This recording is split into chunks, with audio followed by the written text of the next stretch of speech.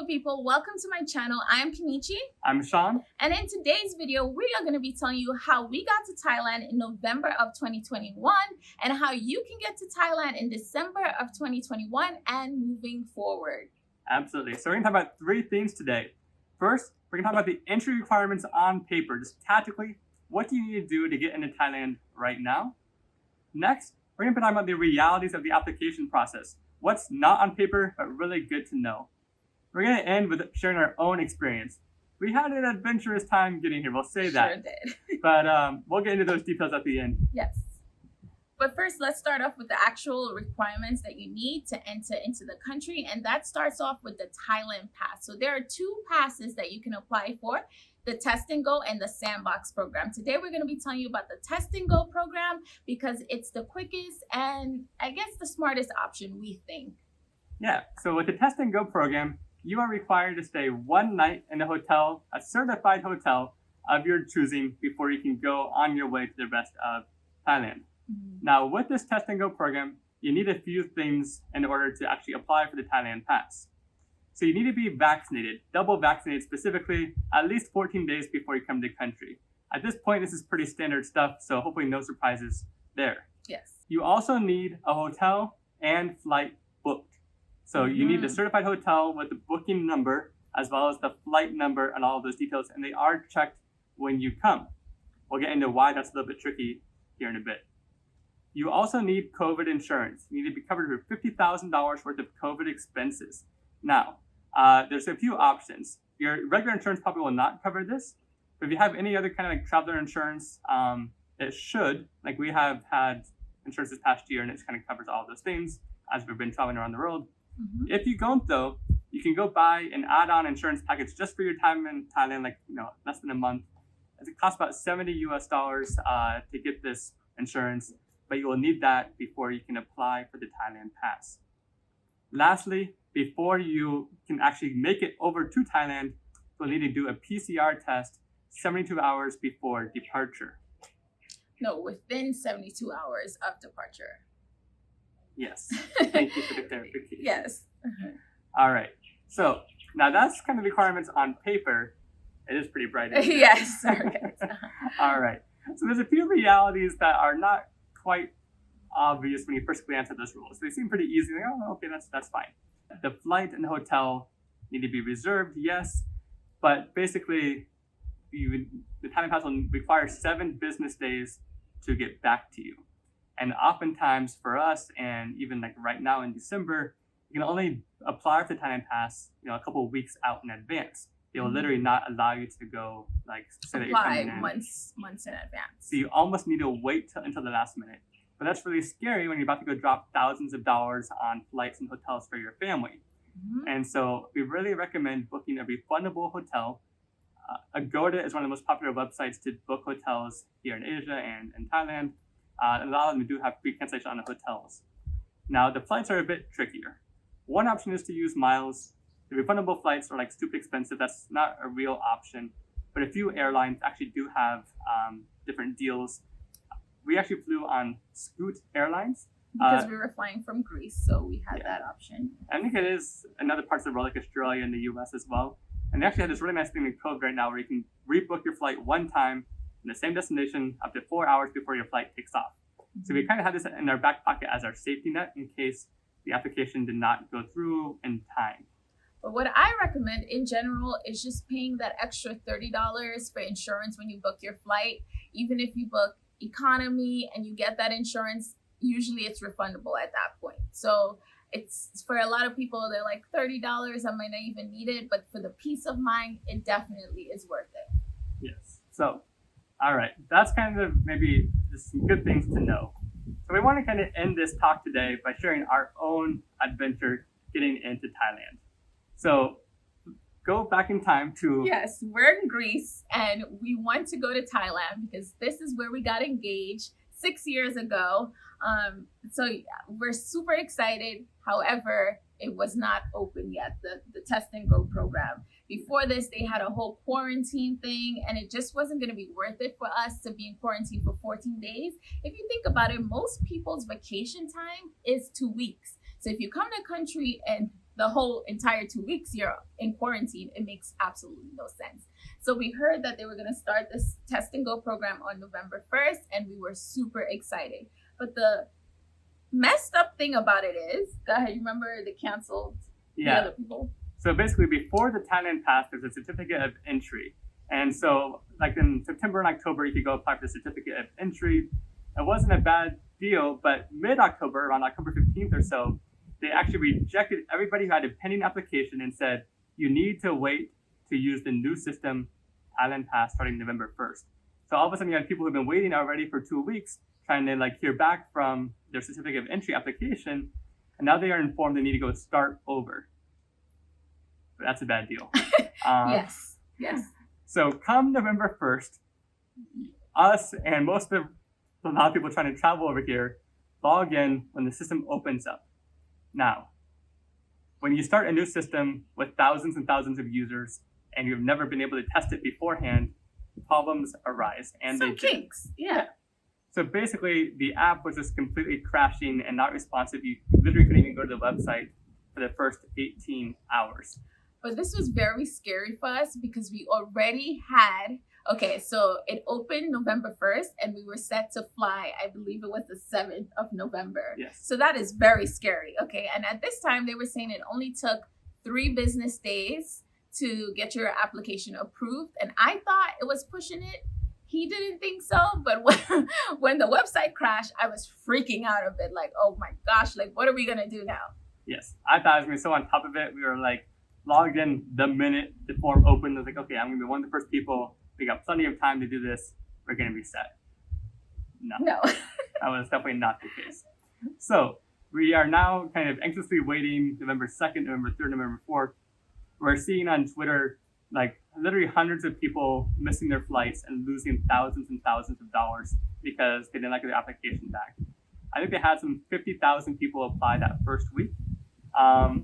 And they only, on Wednesday or Thursday, only had 12,000 people actually approved, which is a very low percentage of the people that are actually applying. So we are getting pretty nervous by the time Friday comes around. I think we're flying out Saturday, basically. And I'm too stressed. So he's in charge of all of this. That's why he's the one that's able to tell you about it, because I had checked out. I was freaking out and I could not handle the stress of it all. So yes.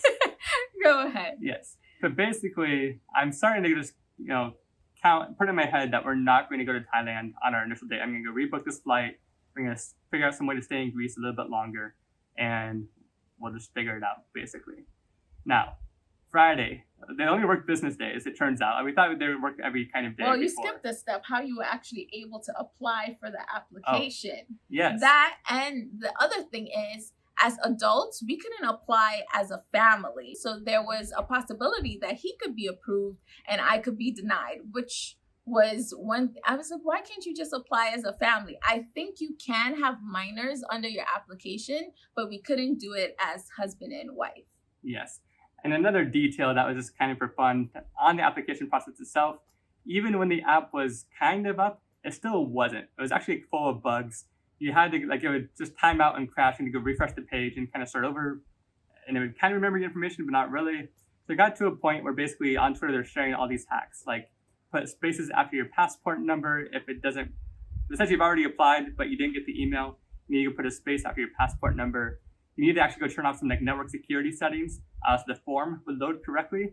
It was pretty insane just to try to get this approval in, actually. Mm-hmm. But it worked out for us because Babe over here codes for a living, so he kind of knew all of this already, and we had that advantage going for us. Yes. All right. So back to the story. Yeah, we were able to apply, and now we're just waiting. The day comes. Friday comes, we're flying out on Saturday, and we're like, we have not gotten approved yet. Yes, it is now 6 p.m. Friday in Thailand. They only work business days, presumably business hours. And we basically are starting to count our losses. At that exact moment, we said, hey, we need to make new plans. 20 minutes later, I hear a woohoo! Woohoo!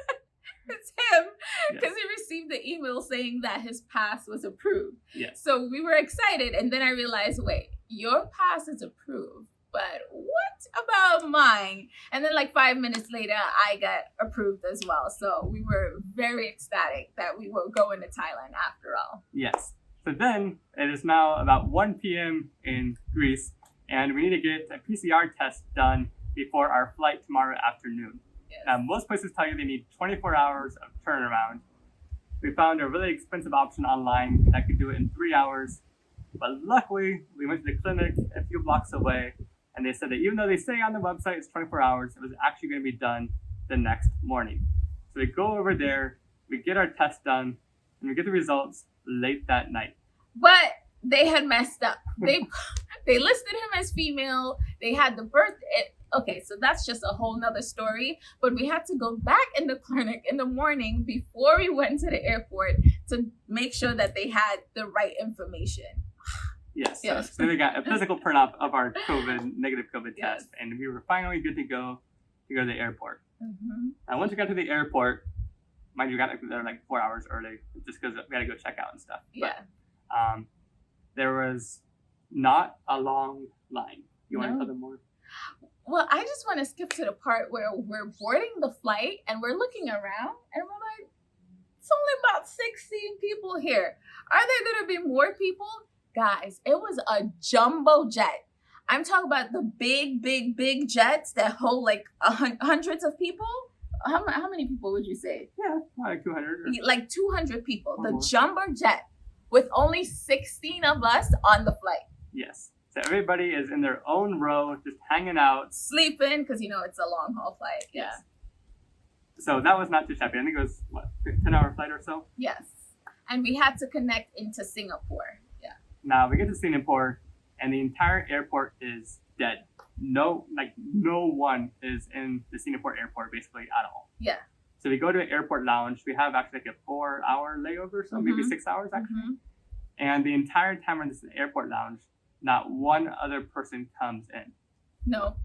And we forgot to mention, they kind of seclude you because you're not really allowed to go into Singapore. So for the connecting flight, there's an area where you have to stay for the main part. We got lucky and we have the lounge pass, so we got to enjoy that experience. They have very nice lounges in that airport. What's the name of the airport? Singapore airport. But they have okay, whatever. No, Singapore is very small. Don't you? Okay, one airport. Well, that airport, the lounge that we went to, the best experience. Okay, Mostly because of the your massage best. chair. Yes, I need one in the house now. But anyway, now we're rambling. So we get on our next flight going directly to Thailand, and we're saying, okay, maybe a lot of people would have connected in Singapore and would be flying with us. Nope. It was like maybe 14. I think it was maybe even less. Yeah. So we get to Bangkok, and it's not too bad.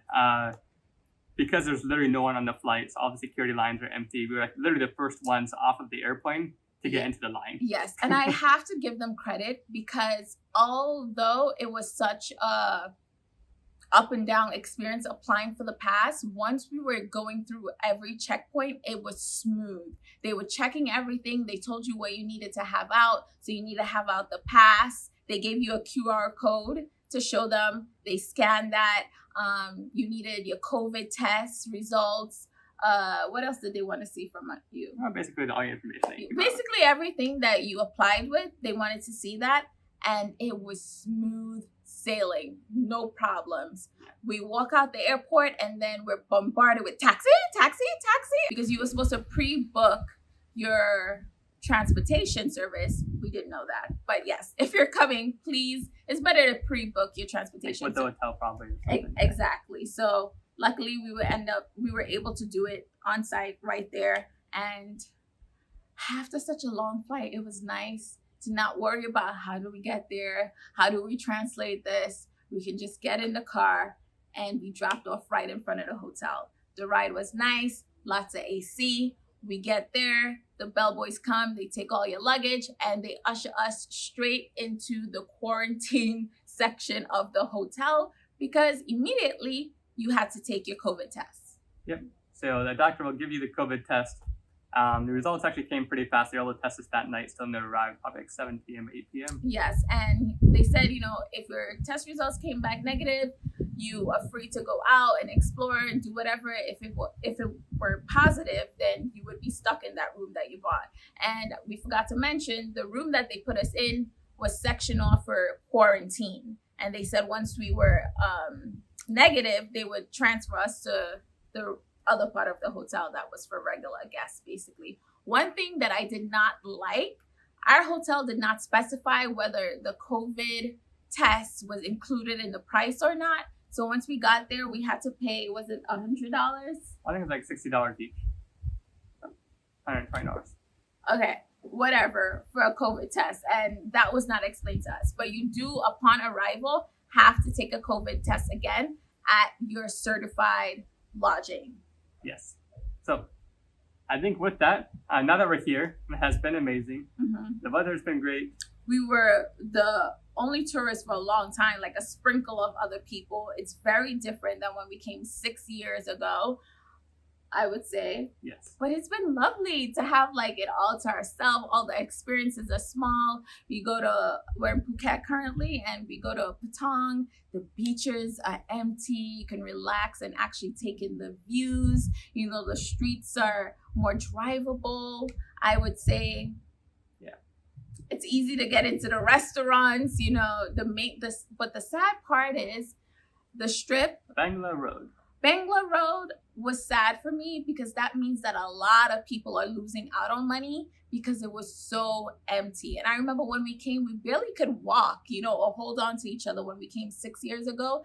And now it's just like open and clear, and lots of places are closed down. So COVID really has affected Phuket, especially, in a big way. A lot of businesses closed down. So come on over, you know. Yes. Bring them back some business. Let's get the world back to normal a little bit here. As far as how we feel COVID-wise here, I say very safe. Everyone still wears their mask. They wear it outside even. You know, they're very sanitary, I would say. Definitely. And you always gotta take off your shoes. That's a Thai thing. So we have been here for a month now. Almost, yeah. So to wrap this video up, I just want to say that it's been a lovely experience here in Thailand. It's just so beautiful. I highly recommend it. Me too. That's all I have to say. Yeah, come over. Yes, I just love that. Yeah, come over. Bring them back business. Let's get Phuket back to where it used to be a little bit. It's a great time to come because they had a lot of pandemic specials. So places that were normally like $5,000 a month were going for like $2,000 a month. So you can get a really, really good deal if you were to come now. It's heading into high season, you know, Christmas time. So the prices are going back up again, but we were able to get a really good deal on a beautiful villa, the villa that we're in right now. So yes. That's all. That's all for this video, guys. If you enjoyed it, give it a thumbs up. Please subscribe to the channel, and you can look forward to more videos from us. Until next time, take care of yourselves. Please stay safe. If you like our tie-dye shirts, you can get one of them yourselves from SR Customs. They're actually my nieces, and they make these shirts so that they could go to Disney World. So you can check them out on Instagram at SR Customs. The link will be down below. Go on and support them. Again, thank you for watching. Bye.